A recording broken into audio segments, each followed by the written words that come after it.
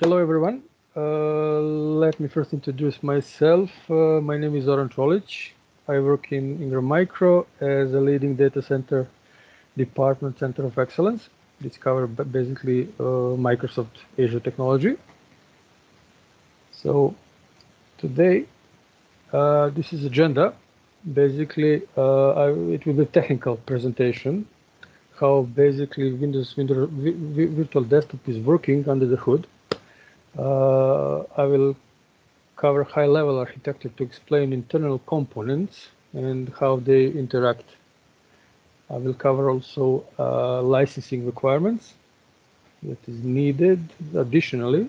So this is some kind of hidden cost for when you're talking to the infrastructure and we are talking to virtual desktops. Most of users and partners just understand that need to pay only for Azure resources, which is correct, but that is only the part of the story. And also they need to use it required licenses for that. I will then highlight FX Logic's technology as it is basically future replacement for user profile. Also, I will mention a specific problem that remote desktop service has with current situation. And in this webinar, basically installation of Windows Virtual Desktop is not covered. So for that we need a lot more time. Step-by-step installation is very good explained on Microsoft site. So we're not going through that in this webinar. I encourage you to stop me whenever is something not understood correctly, so I can easily explain if you have any questions. So please stop me and ask. That way others can learn a lot. So what I will cover is consideration how to optimize Windows Virtual Desktop deployment based on real-life experience and how to avoid possible problems. So I will not rely much on a marketing slide, which explain everything that is simple and small requirements. I will simply explain the real-life situations and how we manage them. So deployment optimization, when users actually start using resource, that is the focus. It's not just a design, and based on user experience, we will use that knowledge to create best design that fit our needs. And I will also cross-reference information between Microsoft recommendation that we can find in official documentation and real resource usage, so you can better understand your environment, how can that apply on Azure. So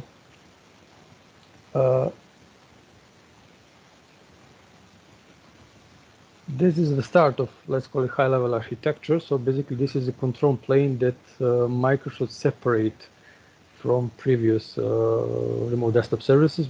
Before Windows Virtual Desktop, we have basically regular Windows Server deployment. We will spin up RDS role, create separate instance, and create some kind of load balancer that will balance the session between the servers. So the first step that you must do in Azure is to create Azure Managed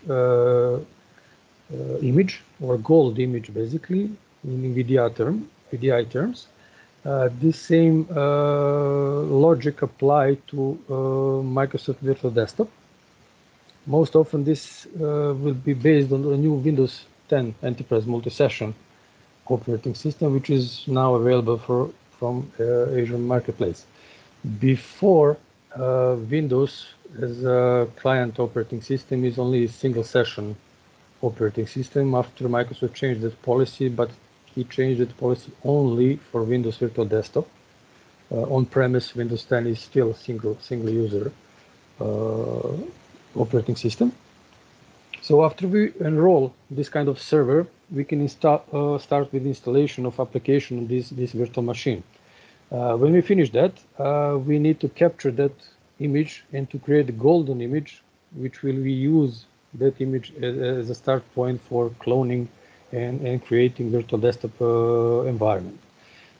Idea behind this is simplify management, because you will just update one instance and then redeploy complete service to environment. The Microsoft Managed Control Plane is completely redesigned infrastructure which leverage native Azure platform service to scale automatically. So if you have, for example, have 100 users and only 10 users are using this service, basically Azure will spin, for example, 2 instances.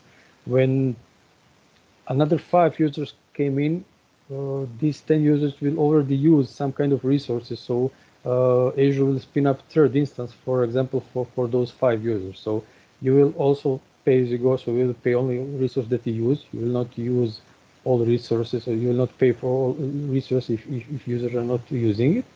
So it's pay as you go model. But this is separation of services when you have, for example, web access, diagnostic services gateway, which is basically load balancer in RDS world, and broker that will broke session to the different server, and also Azure SQL database that will host RDS broking records. So this plane is managed by Microsoft. You basically don't have anything to do with this one, which is very good. This is not infrastructure as a service, this is a platform as a service. And what we can manage actually is the infrastructure as a service with virtual machines. So next slide will show you how it's actually working. When you just start and launch your client, you're connecting to the RDS desktop and your Windows desktop is showing on your screen. So besides that, there is a few steps that to give you a better understanding how Windows virtual desktop connection work. This is a flow that I will explain. Also, this flow is very useful for troubleshooting purpose. So you can easily understand what part of infrastructure is not working as expected. So connecting from your virtual machine in Azure to your host pool, this is session host in Azure Infrastructure as a Service, works differently with Windows Virtual Desktop. It uses reverse connect, which means that no inbound port need to be open on the virtual machine setup to the RDP connection. Once the connection flow proceed, bidirectional communication between your session host pool will go over port HTTP 443, which is basically secure port. This port is almost always open from the inside to the outside, so it's perfectly for remote connection to Windows Virtual Desktop. Windows Virtual Desktop is a global load balance service, so this means that traffic flow always go with the nearest management control plane service location. Don't be confused. This is just how basically workflow flow goes under the hood.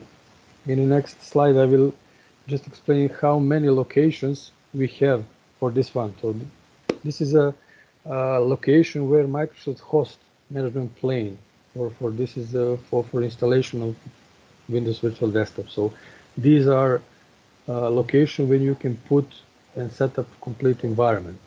This is very important because when you want to put installation, the most critical part is latency, and the round trip latency. Round trip is in one direction to the service and from service to your location need to be less than 150 milliseconds. So I will show you open latency test. You can easily use it in a browser. For example, this is this one. I choose, for example, Central States, North Europe, West Europe, Germany, and China, for example, and Africa West. So you can easily see here from United States is 163 milliseconds. Europe is the closest point to us, and definitely China and South Africa is over that limit. So when you deploy this kind of service, you need to rely on many information. So it's not just to go to the portal and choose region. it's fine. But for user experience, basically you need to measure this one and to choose based on this information where you want to put your service. So this is the URL azurespeed.com, and you can easily test every aspect of this solution regarding your location. So this tool will measure from your IP to the data center that you choose. And most of infrastructure as a service, when you deploy, for example, any connection over VPN, etc., will use and rely on this value. I on purpose put this page to go, because when you just choose, for example, different kind of, for example, France, UK West, you will see peak that will adjust the jump, and over time it will normalize. So this page is open for a few minutes just to see changes and variations with latency.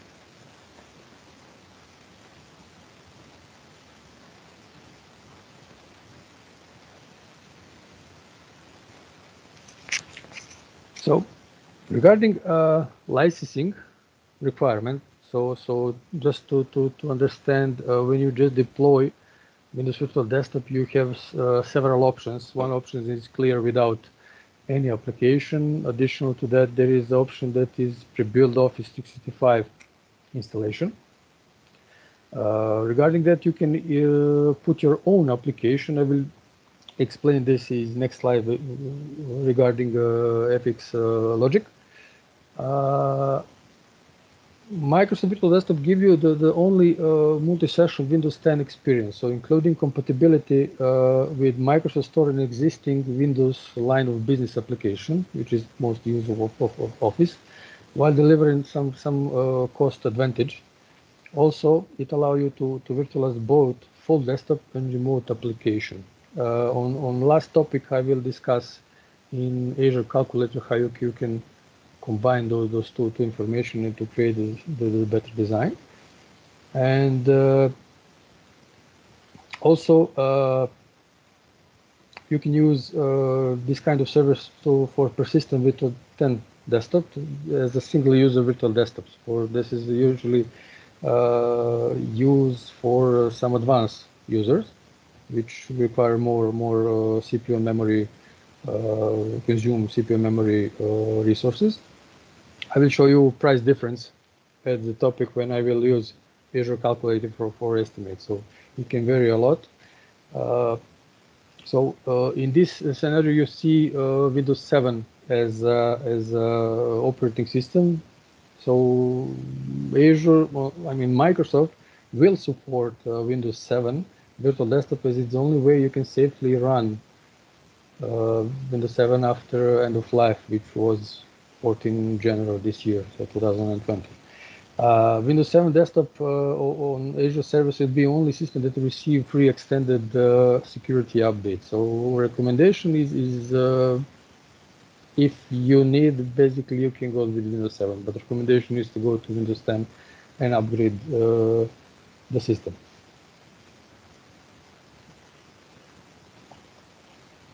Any question by now?